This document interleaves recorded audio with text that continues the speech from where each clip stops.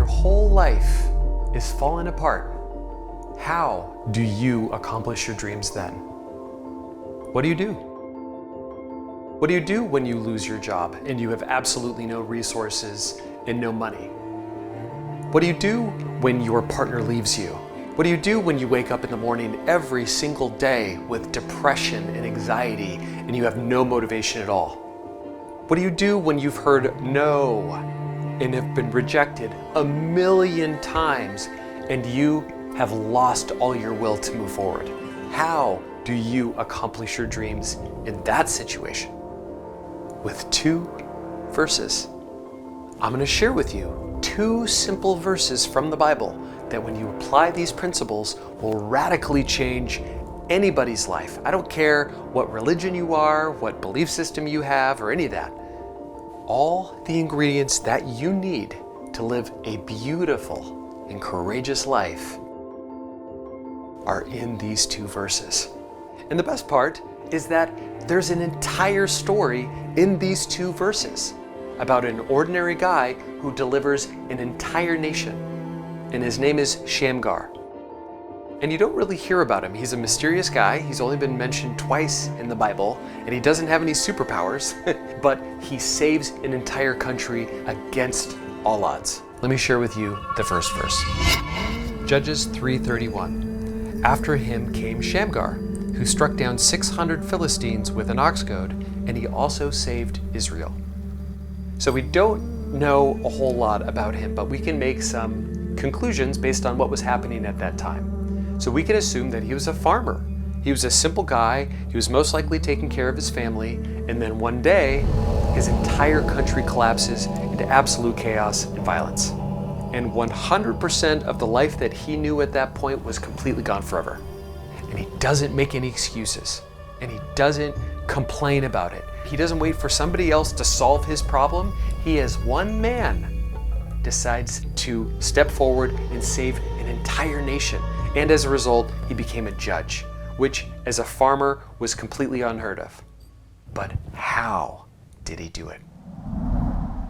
Lesson number 1. Start with what you have. So we know from the verse that Shamgar struck down 600 Philistines with an ox goad. Shamgar had an ox goad. So guess what he used?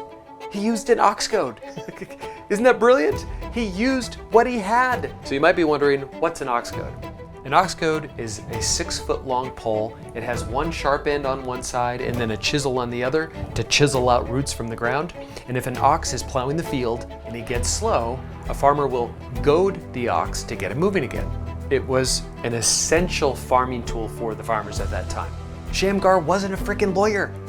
He wasn't a soldier. He didn't have any advanced weaponry. He had an ox goad in his hand every single day, so that's what he used. Moses just had a staff, but that's what he used. Samson just had a jawbone from a donkey, but that's what he used. David just had a slingshot, but that's what he used. What unique talents and gifts do you have? And what tools do you have in your life right now that will help you express your talents to the world? That's all you got to figure out. Stop waiting on a tool that's on another level that you're not currently at, that you don't currently need. I'll just wait until I have that one thing, then I'll go ahead and take action. I'll just wait until I have that one computer, or I have that certain amount of money, or if I have that certain amount of prestige, then I'll be able to do it. It doesn't work like that. Michael Jordan just had a basketball, but that's what he used.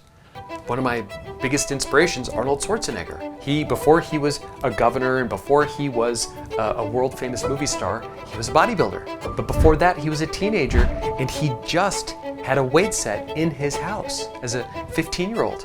But that's what he used. Mother Teresa.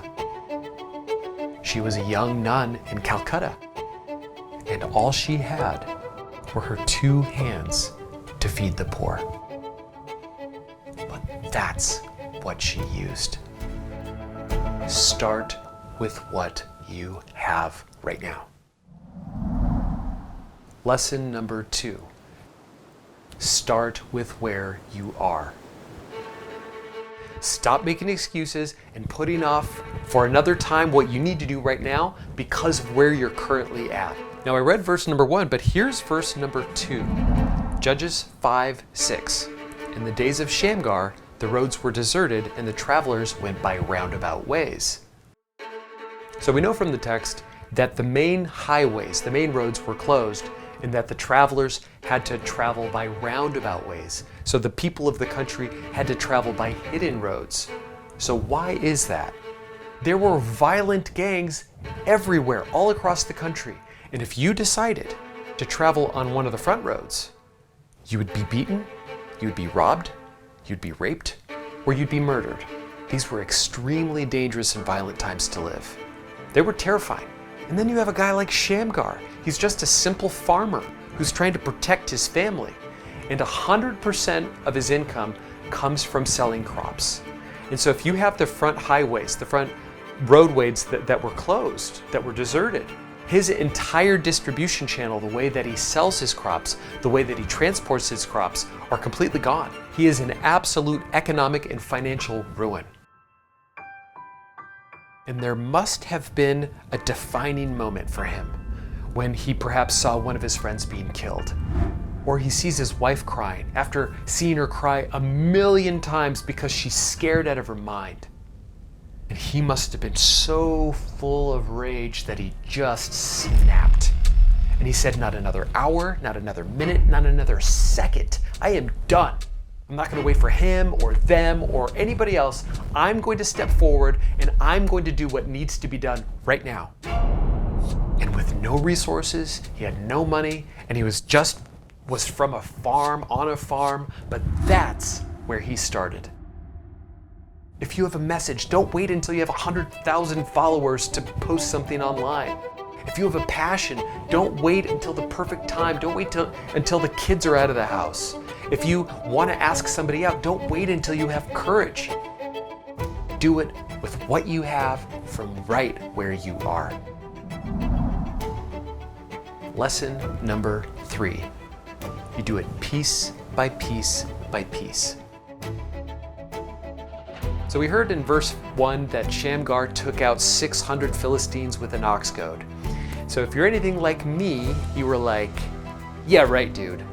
That's impossible, right? If he had a rocket launcher or if he had a machine gun, he could take out a big chunk of the 600 Philistines, but he's not going to be able to take them all out. They'd tackle him or kill him. But he didn't attack them all at once.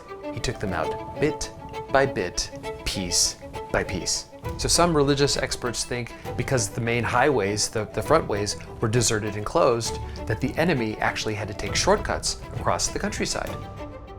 So on those fateful days that they decided to take a shortcut across Shamgar's farm, they most likely didn't make it to their destination. He took them out piece by piece by piece. If you have a goal and it's so big and you have this big massive dream and you're like, oh my God, I can't do it, it's so big, I'm overwhelmed, that you don't even start. You don't write a book. You write one chapter at a time, one paragraph at a time. You don't lose 40 pounds. You lose 1 pound at a time, one workout at a time. Whatever your goal is, you do it piece by piece by piece. Somebody's life is depending on you getting over your fear so you can live your dream and change their life. And somebody out there will only get it in here and in here if you say it. The way that you say it, the way that you write it, the way that you speak it, the way that you perform it, the way that you do it. You chasing your dreams is the most unselfish thing that you can possibly do. Whatever that goal is inside of your heart, just remember, start with what you have from where you are and do it piece by piece by piece. Conquer any fear, my friend. Live your dreams. See you next time.